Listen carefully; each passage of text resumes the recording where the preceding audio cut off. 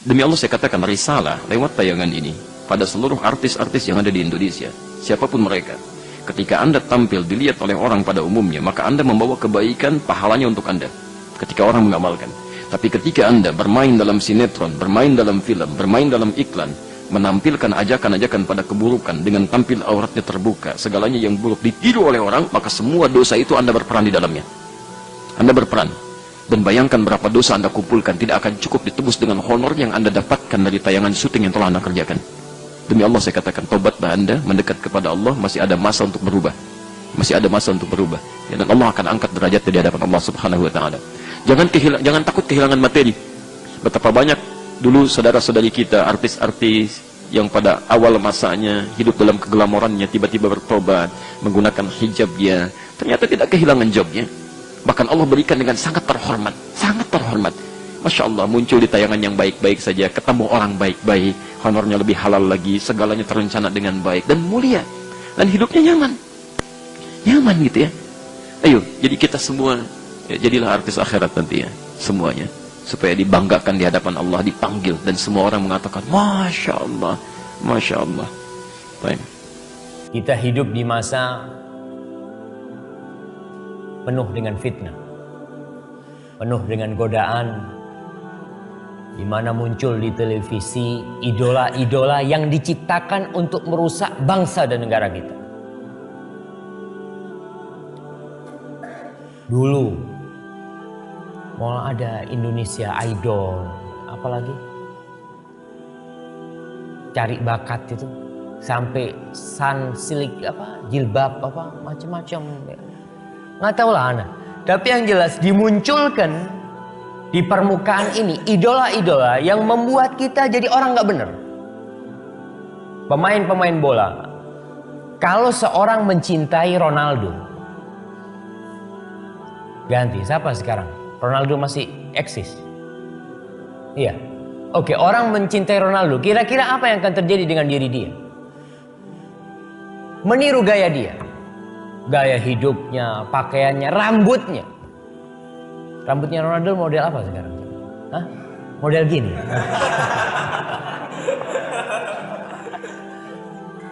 Oke, padahal kita tahu nanti itu kita akan dikumpulkan bersama orang-orang yang kita cintai.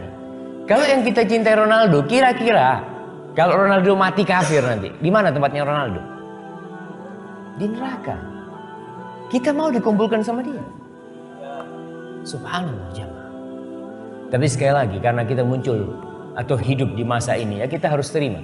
Itu takdir Allah Subhanahu wa taala. Kita tidak perlu menyalahkan zaman ini.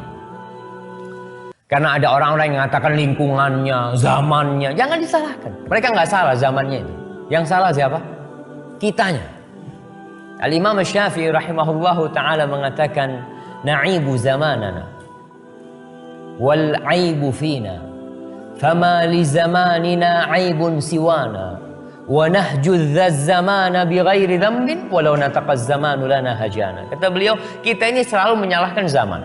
Zamannya mencela zaman. Padahal zaman itu tidak punya kesalahan. Kesalahan zaman itu adanya kita di zaman itu. Andai kata zaman itu bisa berbicara, pasti zaman itu akan mencela kita. Ente nih orang-orang kayak ente yang merusak anak, kata zaman itu. Nah betul. Terus bagaimana kondisi kita tatkala kita tidak punya idola? Anak-anak disuruh mencontoh ya orang-orang yang pandai berjoget, yang pandai menyanyi, artis-artis yang menjadi contoh mereka.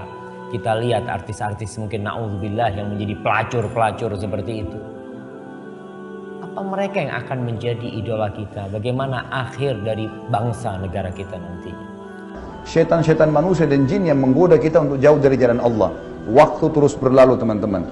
Setiap orang di antara kita sedang menuju ke liang lahatnya. Tinggal siapa yang lebih dulu jatuh di antara kita.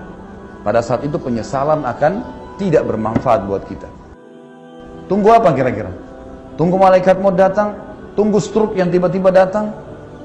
Tunggu tiba-tiba tabrakan? Tunggu tiba-tiba bangkrut usaha? Sampai kata Nabi SAW, maksimalkan waktu kalian sebelum datangnya masa tua, sebelum datangnya penyakit, sebelum keluarnya Dajjal. Diingatkan oleh Nabi SAW, maksimalkan. Ini kesempatan emas. Semua dai dan mubalik teman-teman cuma bisa teriak-teriak seperti yang saya lakukan sekarang di depan Anda. Penentu keputusan Anda sendiri. Dan ingat, berubah menjadi lebih baik sebuah prestasi. Bertahan pada keburukan sebuah keburukan. Tidak bisa dipertahankan itu. Orang kalau berbuat baik dan berubah jadi lebih baik teman-teman sekalian, kita bisa tahu baik atau tidak perbuatan kita. Coba bayangkan kalau antum meninggal sekarang. Kenangan orang apa kira-kira dalam kondisi antum sekarang? Ini kalau saya meninggal sekarang, apa yang orang akan bilang nanti? Oh si fulan mubalik, oh si fulan ceramah, oh si fulan ada begini. Atau orang bilang, oh itu sering mabuk, oh itu sering ke diskotik, oh itu pernah menipu saya. Antum mau jadi orang yang mana nih kira-kira? Menjadi orang yang dikenang kebaikan. Dan itu kita ukir dari sekarang, bukan diukir pada saat mati, gitu kan? Menjadi pelajaran bagi orang lain. Dan harus kita sendiri berubah. Allah yang maha pemurah tidak akan turunkan tangan dari langit mengubah kita menjadi baik atau memaksa kita ibadah. Harus kita bergerak sendiri. Semua syaitan, jin dan manusia jangan didengar lagi sekarang. Termasuk ada manusia syaitan ya. Allah menjelaskan minal jinnati wan nas. Manusia juga ada yang syaitan. Kamu alim ya? Kamu berubah ya? Iya, jawab. Iya saya berubah. Nyesal saya baru tahu sekarang. Bahasakan dengan jelas. Ini enggak ditegur sedikit kayak kerupuk imannya. Ketuk pecah, gitu kan? Gimana? Tiba-tiba pakai jilbab berubah. Sholat di masjid, enggak usah deh sholat di sini aja. Teman-teman saya malu. Enggak malu sama Allah tapi malu sama temannya.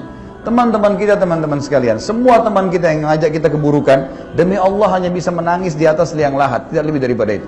Nggak bakal tinggal nginap sehari di kuburan kita. Terus apa yang kita dengar dia? Kata Nabi SAW, kalau anak Adam meninggal dunia ikut ke kuburan, 3, keluarganya, hartanya dan amalnya, dan akan pulang 2. Anda semua cinta pada anak-anak, sekarang kalau anak-anak kita mati, mau nggak antum nginap sehari di kuburan? Pulang, istri, suami, ditinggal semuanya. Sabda Nabi SAW benar, pulang keluarganya, hartanya, mobil Alphard, mobil Ferrari, mobil yang mahal-mahal, parkir paling jauh di pagar kuburan, gak masuk liang lahat. Antum tadi kubur di atas Alphard antum. Jadi warisan, tinggal bersama dia apa? Amalnya. Ini hadir majelis ilmu, sholat, puasa. Anehnya, yang kita tahu akan menemani kita di kuburan, yang akan ditimbang hari kiamat, itu yang kita kerjakan asal jadi saja. Sholat buru-buru, tapi gosip sama teman bisa 2 jam. Nggak bisa ini. Harus berubah teman-teman sekalian.